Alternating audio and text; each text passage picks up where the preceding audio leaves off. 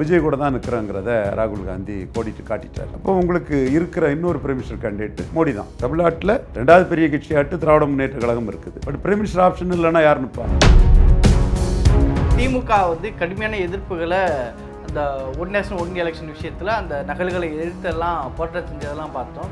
இப்போ திமுக இதில் ஆதரவு ஸ்டாண்ட் எடுப்பாங்கன்னு அதில் தான் தோத்துட்டாங்களே. தமிழ்நாட்டில் தோத்துட்டாங்க, வெஸ்ட் பெங்காலில் தோத்துட்டாங்க, எதிர்த்த மம்தாவும் தோத்துட்டாங்க, எதிர்த்த ஸ்டாலினும் தோத்துட்டாரு. மதமாற்ற தடை சட்டம் வேணும்னு நாங்கள் ஜெயலலிதா அம்மையார் தோத்துட்டாங்க. மதமாற்ற சட்டத்திட்டத்தை விட்ரா பண்ணல. ஆடுகோடி பலியிடத்தை எதிர்ப்புன்னாங்க, தோத்துட்டாங்க. அதை விட்ரா பண்ணல அப்படியே. ஸோ அரசியல் களத்துக்குள்ள ஸ்டாலின் ப்ராக்டிக்கல் பொலிட்டிஷியனாட்டு என்டி ஜஸ்டிஃபைஸ் மீன்ஸ்னு மோடிக்குன்னு ஒரு வாக்கு வலிமை தமிழ் மண்ணில் உருவாயிடுச்சு. அண்ணாமலை கடுமையாக உழைச்சி அதை 2024 உருவாக்கிட்டாரு மோடி பிரைம் மினிஸ்டர்னு. அந்த முடிவை ஒரு கிராண்ட் அலையன்ஸ் ஆட்டு என்டிஏ பிளஸ் திமுகன்னு போறதுல தப்பு இல்லை. அது 40 சீட்டு கூட வர்றதுக்கு வாய்ப்பு இருக்கு. ஆச்சி மசாலா எந்த சமையலும் ருசி தேடும் ரகசியம் 20 ரூபாய். மெரிபா பன்னீர் சோடா, ஐ ட்ரஸ்ட் மெரிபா.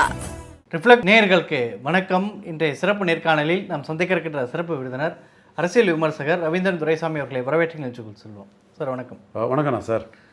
சார், நீங்கள் நம்மளும் பல நேரங்களில் பேசியிருக்கிறோம். திமுக பாஜக அப்படிங்கிறது ஒரு எழுதுருவ அரசியலாக தான் தேர்தலுக்கு முன்பு வரை அவங்க எதிர்கொண்டு தான் இப்போ வரையும் திமுகங்கிறது பாஜக எதிர்ப்பு அப்படின்றத வச்சு அவங்க கடந்த கால அரசியல் போக்கு இதுவரையும் அப்படி தான் பேசிகிட்டு இருக்கிறாங்க. இப்போ திடீரென்று ஒரு உரையாடல் வர ஆரம்பிக்குது. திருமாவளவனும் பேசுகிறாரு, பாஜகவோடு திமுக நெருங்கலாம், நாளை நெருங்கலாம் அப்படின்ற மாதிரி பேசுகிறாரு. அதுக்கு தகுந்த மாதிரி திமுகவுடைய சிலரும் பேசுவதெல்லாம் பார்க்க முடியுது. பாஜகவை திமுக நெருங்குதா? அரசியல் நிர்பந்தம் கட்டாயம். 2029 மக்களவைத் தேர்தலில் பிரைம் மினிஸ்டர் கேண்டிடேட் இல்லாமல் திராவிட முன்னேற்ற கழகம் சந்தித்தா சிரமம். விஜய் கூட தான் நிற்கிறேங்கிறத ராகுல் காந்தி கோடிட்டு காட்டிட்டார். அப்போ உங்களுக்கு இருக்கிற இன்னொரு பிரைம் மினிஸ்டர் கேண்டிடேட் மோடி தான்.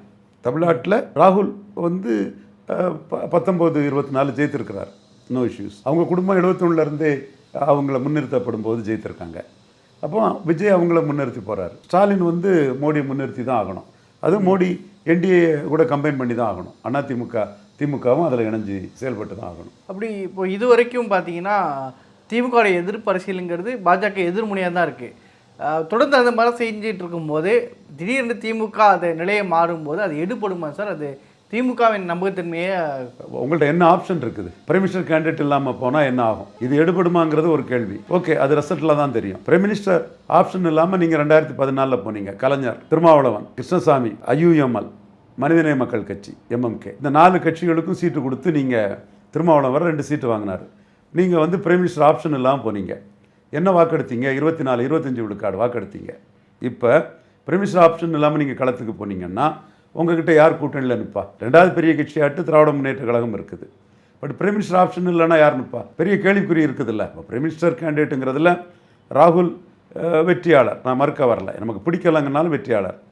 மோடிக்கும் ஒரு வாக்கு வலிமை அண்ணாமலை ரூபத்தில், அண்ணாமலையோட கடுமையான உழைப்பால் 2024 டெவலப் ஆகிட்டு 18 விழுக்காடு வாக்கு மோடி பிரதமர்னு விழுந்தது. ஓகே, பிஎம்கே கழிச்சுக்கிடுங்க, வேறு யார்? பன்னீர்செல்வம் கழிச்சுக்கிடுங்க, தினகரன் கழிச்சுக்கிடுங்க, தென் மற்ற கட்சிகளையும் தலைவர்களையும் கழிச்சுக்கிட்டு பார்த்தீங்கன்னா தாமரை மட்டும் 11 விழுக்காடு எடுத்திருக்கீங்கல்ல. அது மோடி பிரதமருங்கிறதுல அண்ணாமலை உழைப்பும் கிடைச்ச வாக்கு தானே. ஸோ மோடி பிரதமருங்கிறத எதிர்கொள்ள முடியாதுன்னு அண்ணாமலையே 2031 விஜய் வர்சஸ் அண்ணாமலை நரேட்டிவ்க்கு அவர் போயிட்டார். 29 அவர் வரலங்கிறார். அப்போ மோடி பிரதமருங்கிறத நாளைக்கு விஜய் எதிர்த்து சிஎம்மா வரலான்னு நினைக்கக்கூடிய அண்ணாமலையே அதை எதிர்கொள்கிறதுக்கு வந்து தயக்கம் காட்டுறாரு. அது நமக்கு டெட்ரிமெண்டலாக முடியும் அப்படின்னு நினைக்கிறார். ஸோ ஆக்சுவலாக நம்மளும் டெல்லி தலைமைக்கிட்ட அண்ணாமலை மோடி பிரதமருங்கிறதுக்குள்ளே கிளாஷ் பண்ண மாட்டார், அது அவருக்கு நன்மை பயக்காதுங்கிறத தெளிவாகவே சொல்லியிருந்தோம். அவரே அந்த முடிவு எடுத்திருக்கிறார். அப்போ மோடி பிரதமர்னு 2024 11 விழுக்காடு வாக்கு கிடச்சிருக்குது. ஸோ மோடி பிரதமர்னு ஒரு வாக்கு வலிமை இங்கே இருக்குது. அது எடப்பாடிக்கும் அன்புமணிக்கும் ஒரு வேளையில் நாம் தமிழர் சீமான் தனித்து தான் போகிறாரு. அவர் காங்கிரஸை வீழ்த்தணும்னு மோடி சைடு வரலாம், நான் ஒன்றும் யூகத்தில் தான் சொல்கிறேன். அப்படி வரக்கூடிய பட்சத்தில் திராவிட முன்னேற்ற கழகத்தின் நிலைமை என்ன? யாரை பிரதமராக சொல்லி நீங்கள் நிற்பீங்க சார்? இப்போ நாடாளுமன்றத்தில் ஒன் நேஷனல் ஒன் எலெக்ஷன் கொண்டு வர இருக்கிறாங்க. ஏற்கனவே திமுக வந்து கடுமையான எதிர்ப்புகளை அந்த ஒன் நேஷனல் ஒன் எலெக்ஷன் விஷயத்தில் அந்த நகல்களை எதிர்த்தெல்லாம் போராட்டம் செஞ்சதெல்லாம் பார்த்தோம். இப்போ திமுக அதிமுக நெருங்குது அப்படின்னா இந்த நாடாளுமன்றத்தில் கொண்டு வரக்கூடிய இதுக்கு எந்த அளவுக்கு டீம் ரியாக்ட் பண்ணுறாங்கிறத அது சமிக்கையாக புரிஞ்சுக்கலாமா? கண்டிப்பாக புரிஞ்சுக்கலாம். இப்போ மகாராஷ்டிராவில் சுப்ரியா சூலே இந்த இதுக்கு வந்து ஆதரவுங்கிற லெவலில் வந்துடுறாங்க. முதல்ல எதிர்த்தாங்க. இப்போ யூனிஃபார்மாக 50% எல்லா மாநிலங்களுக்கும் உயர்த்தி கொடுக்கும்போது நமக்கு என்ன நஷ்டம் வருது? யோசிச்சு பாருங்கள், லாஜிக்கை பாருங்கள். நான் ஒரு முக்கிய தலைவர் கூட அதான் சொல்லியிருந்தேன். 50% யூனிஃபார்மாக உயர்த்துறாங்க. 80 120 ஆகுது. இங்கே 40ன்னு வைங்க, 40 60 ஆகுது. புதுச்சேரியும் சேர்த்து. அப்போ நமக்கு என்ன நஷ்டம் வந்துடுது? நஷ்டம் இல்லையே, அது ஆதரிக்கலாமே. அதில் என்ன இருக்குது? காங்கிரஸுக்கு பிரச்சனை 14 19 24 2/3 மேலே சீட்டு வந்து பாஜக இந்தி பெல்ட்டில் ஜெயித்திருக்காங்க. மற்ற சீட்டும் அகிலேஷ் யாதவ், பெங்காலில் மம்தா, தேஜஸ்வி இவங்க தான் சேர்த்துருக்காங்களே தவிர காங்கிரஸ் வந்து அங்கே ஒன்றுமே ஜெயிக்கலை. இப்போ அங்கே 50 விழுக்காடு சீட்டு யூனிஃபார்மாக கூடும்போது பாஜகவுக்கு மிகுந்த பலன் வரும். மற்ற அங்கே உள்ள மாநில கட்சிகள் அகிலேஷ், தேஜஸ்வி, நிதிஷ்குமார் கூட்டணியில் இருக்கிறாரு, இவங்களுக்கு பலன் வரும். காங்கிரஸுக்கு அங்கே பலன் வராது. 50 விழுக்காடு கூடும்போது காங்கிரஸுக்கு வந்து கேரளாவில் பலன் வரும். மற்றபடி அவங்களுக்கு கேரண்டி கிடையாது எங்கேயும் பலன் வருங்கிற லெவலில் காங்கிரஸுக்கு. ஸோ பாஜகவை பொறுத்தவரையில் ஸ்டேட்டஸ்கோவாக இருந்து இந்தியாவில் 50 விழுக்காடு சீட்டு பெறுவாங்கன்னா இந்த 50 விழுக்காடு சீட்டை உயர்த்தி தேர்தல் நடந்தால் 60 விழுக்காடு சீட்டு வரதுக்கு வாய்ப்பு இருக்குது. ஸோ இந்த அட்வான்டேஜ் பாஜகவுக்குள்ளது, புரியுது இல்லையா?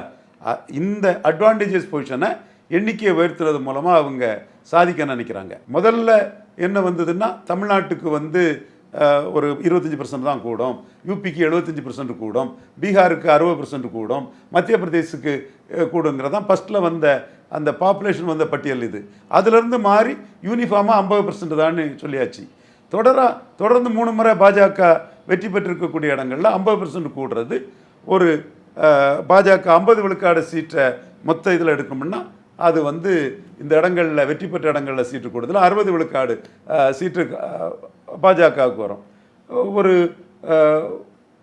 தேஜஸ்வி, அகிலேஷ், மம்தா போன்றவங்கள்லாம் இப்போ அகிலேஷ் இப்போ ஜெயித்திருக்கிறாரு. அவங்களுக்கு ஒரு சிறு லாபம் கிடைச்சாலும் கிடைக்குமே தவிர காங்கிரஸுக்கு வடபலத்தில் பெரிய அளவு லாபம் எங்கேயும் கிடைக்கிறதுக்கு. திமுக இந்த ஸ்டாண்டில் ஏன்னா இவங்க தொடர்ந்து இதெல்லாம் எதிர்ப்பு தெரிவிச்சுட்டு வந்தாங்க, பெரும் அளவில் போராட்டங்களும் செஞ்சாங்க, பெரிய அளவில் அதெல்லாம் பண்ணாங்கல்ல. இப்போ திமுக இதில் ஆதரவு ஸ்டாண்ட் எடுப்பாங்கன்னு அதில் தான் தோத்துட்டாங்களே. தமிழ்நாட்டில் தோத்துட்டாங்க, வெஸ்ட் பெங்காலில் தோத்துட்டாங்க, எதிர்த்த மம்தாவும் தோத்துட்டாங்க, எதிர்த்த இவர் ஸ்டாலினும் தோத்துட்டாரு, பினராயி விஜயனும் தோத்துட்டாரு. சரி, நீங்கள் இந்த இஷ்யூ வந்து பெரிய இஷ்யூ இல்லை மக்கள் மத்தியில். எம்ஜிஆர் வந்து பொருளாதார அளவுகோல்னாரு, தோத்துட்டாரு. 50 விழுக்காடு மாத்தல்ல. இது மதமாற்ற தடை சட்டம் வேணும்னு நாங்கள் ஜெயலலிதாமையார் தோத்துட்டாங்க. மதமாற்ற சட்டத்திட்டத்தை விட்ரா பண்ணல. ஆடுகோழி வளர்ப்புன்னாங்க, ஆடுகோழி பலியிடத்தை எதிர்ப்புன்னாங்க, தோத்துட்டாங்க. அதை விட்ரா பண்ணல அப்படியே. ஸோ அரசியல் அரங்கத்தில் இதெல்லாம் சகஜம் தானே. ஏன் மோடியே லேண்ட் அக்யூசியேஷன் ராஜஸ்தானில் இடைத்தேர்தலில் ரொம்ப மோசமாக விவசாயிகள் தோற்கடிச்சிட்டாங்க. ராஜஸ்தானில் விவசாயிகள் மோசமாக தோற்கடித்ததும் நம்ம என்னைக்கும் நம்ம மதிப்புக்கும் மரியாதைக்குரிய தாமரதாஸ் நரேந்திர மோடிஜியே விட்ரா பண்ணல. ஸோ யார் தான் ஒரு தோல்வி வந்துன்னா விட்ரா பண்ணாமல் இருக்கிறாங்க அடமன்றா. ஸோ அரசியல் களத்துக்குள்ளே ஸ்டாலின் ப்ராக்டிக்கல் பொலிட்டிஷியனாட்டு என்டி ஜஸ்டிஃபைஸ் மீன்ஸ்ன்னு மோடிக்குன்னு ஒரு வாக்கு வலிமை தமிழ் மண்ணில் உருவாயிடுச்சு. அண்ணாமலை கடுமையாக உழைச்சி அதை 2024 உருவாக்கிட்டாரு மோடி பிரைம் மினிஸ்டர்னு. ஸோ அந்த முடிவை ஒரு கிராண்ட் அலையன்ஸ் ஆட்டு என்டிஏ ப்ளஸ் திமுகன்னு போகிறதுல தப்பு இல்லை. அது 40 சீட்டு கூட வர்றதுக்கு வாய்ப்பு இருக்குது. முன்னாள் அமைச்சர் அனிதா ராதாகிருஷ்ணன் ஒரு நிகழ்ச்சியில் பேசும்போது சொல்கிறாரு, இன்னொரு 6 மாதங்களில் முதலமைச்சராக ஸ்டாலின் அவர்கள் வருவார், தாவே காட்சி கவுளும் இந்த நிகழ்ச்சியில் பங்கேற்கக்கூடிய திருச்சி சிவா அவர்கள் மத்திய அமைச்சர் ஆவார் அப்படின்னு சொல்கிறாரு. என்ன சார் இது? தொடர்ந்து தாவே காட்சி கவுளுங்கிற என்ன கணக்கில் அவர் சொல்கிறார்? அதாவது எய்தர் எடப்பாடி ஆர் எலெக்ஷன் நான் தான் சொன்னேன். தினகரன் சொன்னார் 3 மாதத்துல இந்த ஆட்சி கவுளுன்னாரு. நான் 3 மாதத்துக்கு பிறகு தினகரன் அதை தான் சொல்லுவாருன்னு சொன்னேன். இப்போவும் இன்னைக்குள்ள position either Vijay or election தான் இருக்குது. நான் டே 1 இது தான் சொன்னேன். பட் அந்த நம்பர் 117க்கு மேலே வந்து திருமாவளவன் சிஎம்மா வரணும்னு நான் முயற்சி பண்ணோம். அதில் எந்த மாற்றமும் இல்லை. திமுகவும் அண்ணா திமுகவும் சேர்ந்து திருமாவளவன் வரணுங்கிறதுக்காக நம்மளோட டெல்லி மூலமாட்டே நம்ம அதை பண்ணோம். டெல்லியும் அதுக்கு உள்ள விருப்பங்கள் இருந்து இப்போ சிட்டிங் சிஎம் ஆட்டு விஜய் வந்துட்டார், அதிகாரமிக்கவராட்டு மாறியாச்சு. அந்த ஸ்டாலின் முதல்வர்னு சொன்ன 13 பேர் அவர் ஆதரிச்சாச்சு. 108 தொடங்கினவர் 144 நின்னார். அதில் கொஞ்சம் வேற எடப்பாடி எடுத்தது பெரிய சாதனை. அதில் எய்த்து ஓட்டு போட்டவங்களும் எடப்பாடி திரும்ப எடுத்தது எடப்பாடியோட சாதனை. அது வேற விஷயம். அதிமுகவின் பலம்னு கூட அதை சொல்லலாம். அல்லது எல்லாரையும் அரசியல் சூழ்நிலையால் விஜயால் அகாமடேட் பண்ணி அவங்கள என்டர்டெயின் பண்ண முடியாத ஒரு அரசியல் சூழ்நிலைன்னு கூட அதை சொல்லலாம். இந்த கட்டம் மோடியை பொறுத்தவரையில் ராகுல் காந்தி இன்ஸ்டால் பண்ண ஒரு கவர்மெண்ட்னு இருக்குது. இந்த கவர்மெண்ட்டு நியாயமாக நடுநிலைமையாக ஸ்டாலினை தோக்கடித்தது விஜய் 108 இடத்துல, ஸ்டாலினை தோக்கடித்தது எடப்பாடி 53 இடத்துல. ஸோ ஸ்டாலினையும் அவர் அணியையும் தோக்கடித்த விஜயும் எடப்பாடியும் சேர்ந்து விஜயும் என்டியும் சேர்ந்து தான் அரசு அமைச்சிருக்கணும். இந்தியா கூட்டணி கட்சிகளை ஸ்டாலின் முதல்வர்னு சொன்ன கட்சிகளை தோத்த பிறகு மிச்ச சொச்சங்களை பயன்படுத்தி அந்த அரசு அமைக்கப்பட்டிருக்குது. ஒரு முறைகேடான அரசு தான். தார்மீக அடிப்படையிலான அரசு அல்ல, சட்டப்படியான அரசு, தார்மீக நெறிப்படியான அரசு இல்லை. தார்மீகம்ங்கிறது திமுக அந்த கூட்டணிகளும் ஆட்சிக்கு வராது காரணம் 108 தொகுதியில். அப்படி இருந்தாலும் 108 தனி மெஜாரிட்டி கட்சியாக வந்துட்டாங்க. அந்த அரசு 6 மாதத்தில் கவிழ்த்து விட்டு திமுக ஆட்சிக்கு வரும், மத்திய அமைச்சராக சிவா ஆவார் அப்படின்னு சொல்வதில் என்ன இதே முறைகேடு இதுக்கும் பொருந்தாதா? இதுவும் நடக்கலையே. ஒன்றும் தொண்டர்களுக்கு உற்சாகம் கொடுக்கறதுக்கு நம்ம ஆட்சிக்கு வந்துடும், அதிகாரம் நம்மகிட்ட வந்துடும், இன்னும் காவல்துறையினருக்கும் தொண்டர்கள் மத்தியிலையும் திமுக ஸ்ட்ரென்த்தாக இருக்குங்கிறக்காக தான் கொடுத்துக்கான தான் பார்க்க முடியுமே தவிர, நேற்று கூட இவர் திமுக தான் எங்களுக்கு எதிரிங்கிற மாதிரி எடப்பாடி பேசுகிறாரு. பட் ஆனால் அது அதிமுக டிசிடென்ட்ஸை எதிர்கொள்ளக்கு தான் பேசுகிறாரு. ரியாலிட்டி ஸ்டாலின் கோவப்பட்ட ஆட்சி மாறுங்கிறத ராஜேந்திர பாலாஜி பேசுகிறார். யதார்த்த சூழ்நிலை என்ன, நம்பர்ஸ் எப்படி இருக்குது? 144 வரை விஜய் போனார, அதை எப்படி நீங்கள் மேக்கப் பண்ணிக்குவீங்க? 4 பாமக அவங்க ஆதவர்ஜுனா கூட 4 நெருக்கமாக தானே இருக்காங்க. ஸோ நம்பர்ஸ் பெர்மிட் பண்ணாது. இதைத்தான் நான் தினகரனும் எடப்பாடி அரசு நிலையான அரசு இல்லைங்கிறதுக்காக தான் 3 மாதத்தில் அரசு கவிழுங்கிறனால தான் அவருக்கு பிளாக்கை சரியாக வச்சு கொண்டு போக முடியுது ஸ்ட்ராங்காக சொன்னார். அதே மாதிரி இது சொல்கிறது இயல்பு தானே. நீங்கள் ஒரு இப்போ நீங்கள் 108 இருக்கிறீங்க, அப்போ சொல்லத்தானே செய்வாங்க. அவங்க எதிர்பார்ப்பு ராகுல் காந்தி அமைச்ச அரசு. நீங்கள் ஸ்டாலினை, ராகுல் காந்தியை, கம்யூனிஸ்ட்டை, இன்னொரு கம்யூனிஸ்ட்டை, திருமாவளவனை, தென் ஐயுஎம்எல்ல தோக்கடித்த விஜயும் இந்த ஸ்டாலினை, விசிகாவை, ஐயுஎம்எல்ல, சிபிஎம்மை, சிபிஐயை, காங்கிரஸை தோக்கடித்த எடப்பாடி என்டியும் சேர்ந்து ஆட்சி அமைஞ்சா அது முறையான சரியான ஆட்சி. நீங்கள் பாஜக எதிர்ப்புங்கிற லெவலில் இப்படி ஒரு ஸ்டாலின் முதல்வர்னு சொன்னவங்களை வச்சு ஆட்சி அமைச்சிருக்கீங்க. இது மோடிக்கு ஒரு அதிருப்தியை கொடுக்குங்கிறது இயல்பு.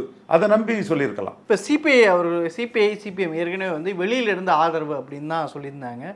இப்போது சிபிஐ அமைச்சரவையில் பங்கேற்பதற்கு வாய்ப்புகள் இருக்குது அப்படின்னு செய்திகள் வரதாக பார்க்க முடியும். 2 கம்யூனிஸ்டுகளுக்கு எல்லாம் பிரச்சனை அப்படின்லாம் போடுறாங்க.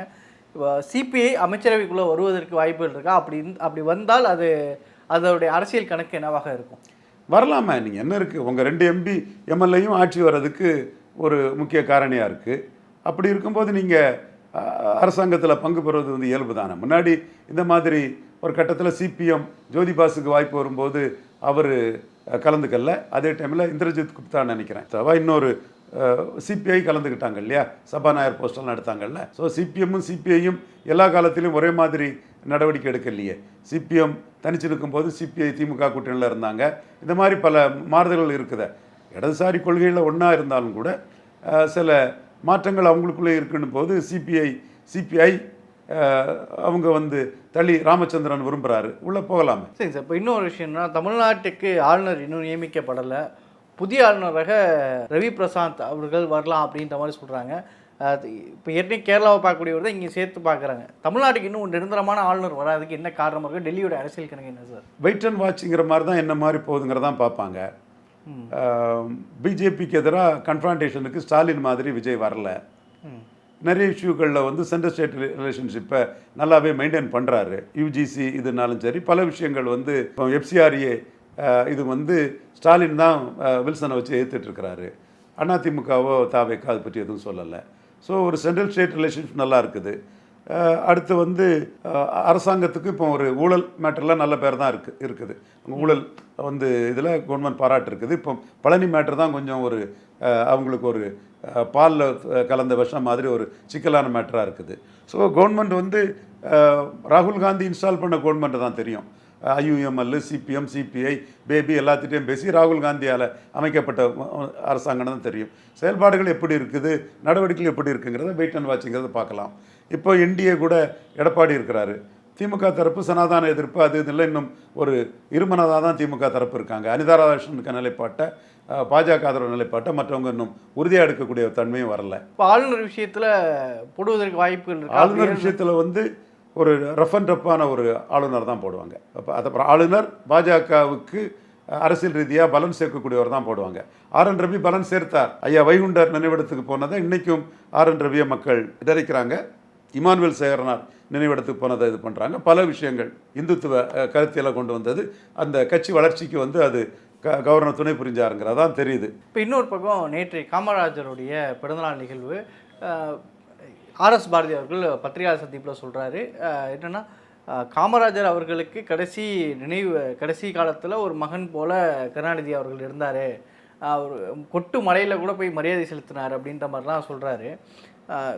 காங்கிரஸ் வெளியே போனதுனால திமுகவுக்கு நாடார்கள் வாக்குகள் பெரிய அளவில் வெளியே போயிடுச்சு, அதை கவர் பண்ணுறதுக்காக இப்படி ஒரு திமுக ஒரு ஸ்டாண்ட் எடுக்குதுங்கிறாங்களே, அது உண்மை நினைக்கிறீங்களா? இல்லை, நான் வராவிட்டாலும் பச்சை தமிழன் காமராஜ் வரணுங்கிற ஒரு நிலைப்பாட்டை எம்ஜிஆர் வெளியேறினதுமே கலைஞர் எடுத்தார். அதனால் திண்டுக்கல்லில் ஒரு பெரிய இடர்பாடுகளும் அவருக்கு ஏற்பட்டது. எமர்ஜென்சி காலகட்டங்களில் காமராஜரை கலைஞர் சந்திக்கத்தான் செய்தார். ஒரு நல்லுறவு காமராஜருக்கும் கலைஞருக்கும் இடையில் எமர்ஜென்சி அந்த காலகட்டத்தில் உருவானது உண்மை. அதைத்தான் RS பாரதி சொல்கிறார். அது முழுக்க உண்மை தான். திமுக காங்கிரஸ் போனதுக்கப்புறம் திமுகவுக்கு இருக்கக்கூடிய நாடார்கள் வாக்குகள் பெருமளவில் அப்படியே போயிடுச்சுங்கிறாங்களே, அது எந்த அளவுக்கு உண்மை சார்? காங்கிரஸுக்கு நாடார்கள் வாக்குங்கிறது கன்னியாகுமரி டிஸ்ட்ரிக்ட் கிறிஸ்தவ நாடார்களை தவிர மற்றபடி பெரிய அளவில் இருக்க மாதிரி எனக்கு தெரியல. 4.3 விழுக்காடு வாக்கு காங்கிரஸ் தனிச்சு எடுத்தாங்க. அதில் கன்னியாகுமரி டிஸ்ட்ரிக்டில் வசந்தகுமார் டெபாசிட் வாங்கினார். சரி, ராமசுப்பு திருநெல்வேலியில் ஒரு 60,000 ஓட்டு வாங்கினார், கொஞ்சம் நாடார் ஓட்டு இருக்குது. APC வீரபாகு கொஞ்சம் வாட்டு வாங்கினார், நாடார் ஓட்டு இருக்குது. இவர் கார்த்திக் சிதம்பரம் எடுத்த ஒரு சொந்த செல்வாக்கான ஓட்டு. மாணிக் தாகூரை விட கார்த்திக் சிதம்பரம் செல்வாக்கானவர். மாணிக் தாகூரை விட கார்த்திக் சிதம்பரம் செல்வாக்கானவர். இது நம்ம உண்மையை டேட்டா படி சொல்கிறோம். ஒரு வடபுலத்தில் இது நாசே ராஜேஷ், அவர் யாதவர் கம்யூனிட்டி வச்சு ஒரு 5 விழுக்காடு வாக்கு வாங்கினார். எனிவே காங்கிரஸு வந்து ஒரு நாடார் அமைச்சர் இருக்கிறாரு, கிறிஸ்தவ நாடார் ஒருத்தர் அமைச்சர் இருக்கிறாரு. காங்கிரஸ் கொஞ்சம் தனிச்சு போட்டியிடும்போது வாக்கெடுத்த 3 இடத்துலையும் வந்து நாடார்கள் வாக்கு இருக்குது. தென் நமக்கு பிடிக்கலைங்கிறதுக்காக சுத்தமாக காங்கிரஸுக்கு நாடார் வாக்கே இல்லைங்கிற ஒரு கருத்தை நான் சொன்னால் அது வந்து ஒரு பெரிய அளவில் இல்லைன்னு சொன்னாலும் கூட இருக்கிற ஓட்டில் நாடார் ஓட்டு தான் காங்கிரஸுக்கு கொஞ்சம் இருக்குங்கிறதான் பார்க்கணும். அந்த வாக்கு அது பிறகு கார்த்திக் சிதம்பரம் தனிப்பட்ட செல்வாக்கு, திருநாக்கரசு தனிப்பட்ட செல்வாக்கு, இப்படி தான் காங்கிரஸ் தனிச்சு போட்டியிட்ட போது ஒரு இது இருந்தது. சார், இப்போ திமுகவுக்கு முழுமையாக நாடார் வாக்கு போயிடுச்சுங்கிறது உண்மையா சார்? இது அப்படி அனிதா ராதாகிருஷ்ணன் இருக்கிறாரு, இது ஆஸ்டின் இருக்கிறாரு, MLA இருக்கிறாரு, அந்த சமுதாயத்தை சேர்ந்தவர் தான். அனிதா ராதாகிருஷ்ணன் வெற்றி பெற்றிருக்கிறாரு. அந்த சமூகத்தை சேர்ந்தவர்களும் திராவிட முன்னேற்ற கழகத்தில் வெற்றி பெற்றிருக்காங்க இல்லையா? நிகழ்ச்சியில் பங்கேற்று கருத்துக்கு நிறுத்தும் நன்றி. நன்றி. ஆச்சி மசாலா எந்த சமையலும் ருசி தேடும் ரகசியம் 20 ரூபாய். மெரிபா பன்னீர் சோடா. I trust Meriba.